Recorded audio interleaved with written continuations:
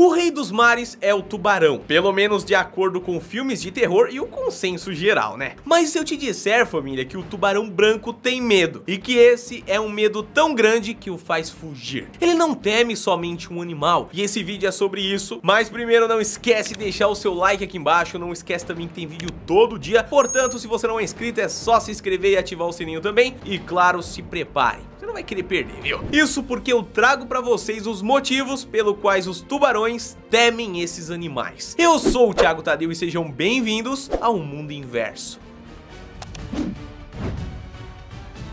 Cachalote.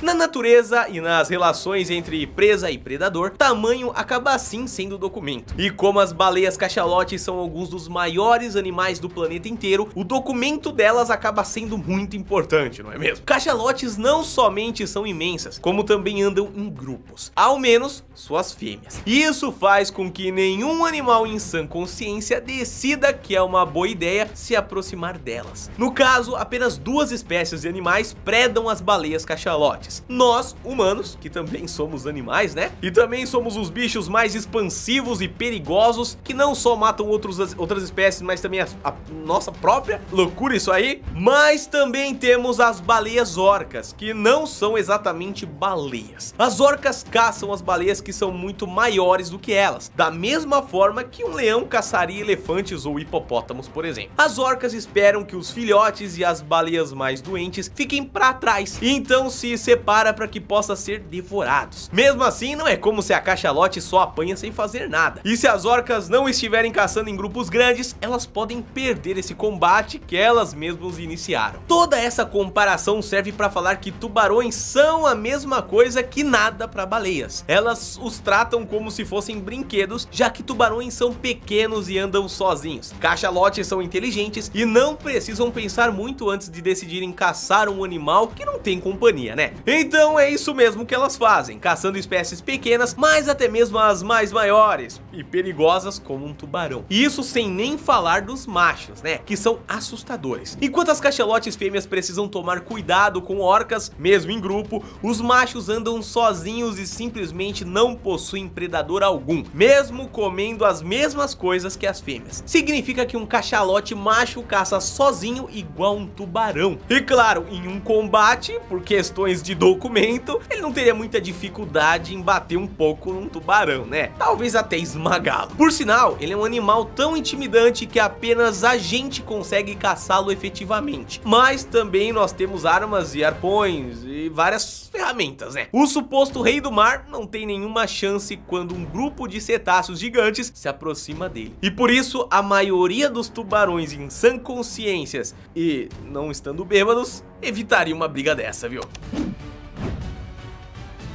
Golfinho.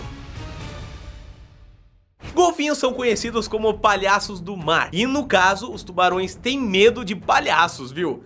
Meio que eu também tenho, então tamo junto, tubarãozada. Se você tiver a experiência de assistir um grupo de golfinhos e um tubarão, vai perceber que o peixe grandão não vai nem tentar chegar perto de um grupo de cetáceos. Isso porque os tubarões foram condicionados devido a anos e anos de experiências ruins e não se aproximam deles de forma alguma. Meio que já tá no DNA do bicho, viu? Ok, golfinhos são meio que uma presa natural para tubarões. A pele deles é macia, a carne quente, eles andam em grupos, então dá para separar os filhotes e os mais fracos do resto do bando, e eles não têm tanta força com seus bicos que transforme o duelo entre dois animais de uma competição ali do mar, uma categoria do mar, em uma competição legal. Não teria nem arquibancada. Por que então o tubarão vai ter medo desses golfinhos? Bom, o que os golfinhos têm e os tubarões não possuem é algo chamado de sangue quente. Golfinhos são cetáceos e precisam constantemente aparecer na superfície para respirar, já que não possuem guelras para filtrar o oxigênio debaixo d'água. Isso significa que ao longo dos anos, esses animais evoluíram para se tornarem extremamente ágeis e velozes, para que, claro, não morressem afogados afogados, né? Além disso, por conta desse ponto evolutivo, eles possuem uma mobilidade vertical impressionante, além de conseguirem se mover na horizontal bem rápido também. Quando você compara os tubarões com os golfinhos, percebe que por serem animais de sangue frio e meio desengonçado, os tubarões não são tão rápidos ou possuem tanto controle vertical assim. Então acaba que os golfinhos literalmente nadam em volta de um tubarão, já que são mais ágeis. Não retardatário no tubarão, com certeza. Mas isso não é tudo. Os cetáceos conseguem não somente se defender nadando em grupos e incomodando os tubarões, como em combate direto. Eles são capazes de fazer o peixe grande fugir e até mesmo morrer. Isso porque o tubarão é sim duro em sua carapaça, mas sua barriga é extremamente macia. E como golfinhos possuem bicos, bom, os mamíferos aquáticos nadam e vão para a parte de baixo do tubarão com muita agilidade, onde acertam várias vezes, abrindo e fazendo todo o tubarão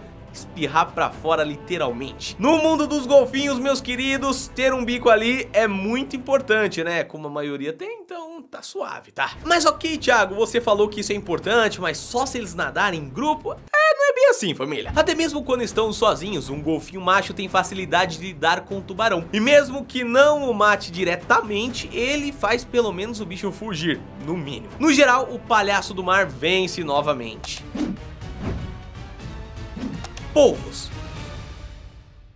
Polvos marinhos são meio alienígenas e mais estranho ainda é a sua força. Eles não parecem fortes porque são todos molengas, mas quando você coloca um animal de 8 patas, perfeitamente móveis e capaz de grudar em tudo contra a maioria dos animais, você tem uma situação de vitória pro polvo, não tem? Bom, agora o fato é que o polvo é um termo guarda-chuva extremamente amplo e que representa um monte de animais diferentes. Então, por motivos de clareza, eu vou falar especialmente dos polvos gigantes, já que obviamente os pequenininhos não conseguiram lutar contra um tubarão branco, por exemplo. Como eu falei, polvos são muito fortes, né? Além dos seus vários tentáculos que facilitam muito na hora de mobilizar a presa, eles também possuem mecanismos de defesas incríveis. Conseguem se camuflar e também expelir uma substância preta que parece muito com uma tinta. Seria mais ou menos uma bomba de gás no mundo marinho, tá? E além disso tudo, existe também o ponto-chave do seu arsenal, suas presas. A boca de um polvo está na parte de baixo do seu corpo, entre os tentáculos, e permite que ele a use enquanto imobiliza o seu combatente. Peixes menores são pegos e devorados, ó,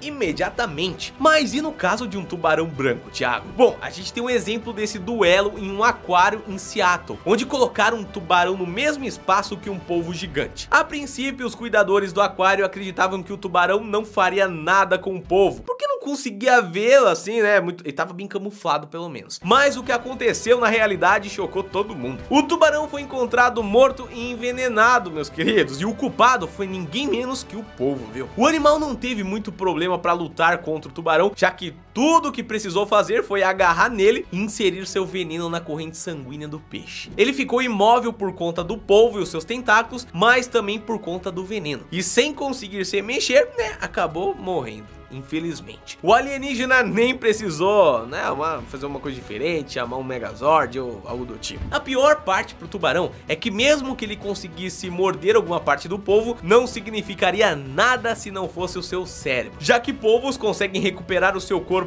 pernosticamente todo. Força, agilidade e inteligência extremamente... Olha, eu vou falar... Polvos, ainda bem que o craque não tá mais entre nós, pelo menos não que a gente saiba, não é mesmo? Senão ia dar trabalho, meus queridos. Mas então é isso, esse foi o vídeo de hoje, eu espero que você tenha gostado. Se você quer ver mais coisas sobre o mundo marítimo, coloca aqui embaixo. Eu amo oceanos, pronto, assim eu vou saber que você gosta desse assunto, tá bom? A gente se vê amanhã porque tem vídeo todo dia aqui no canal, você não vai querer perder, eu tenho certeza. Um abraço, fica bem e até amanhã. Valeu!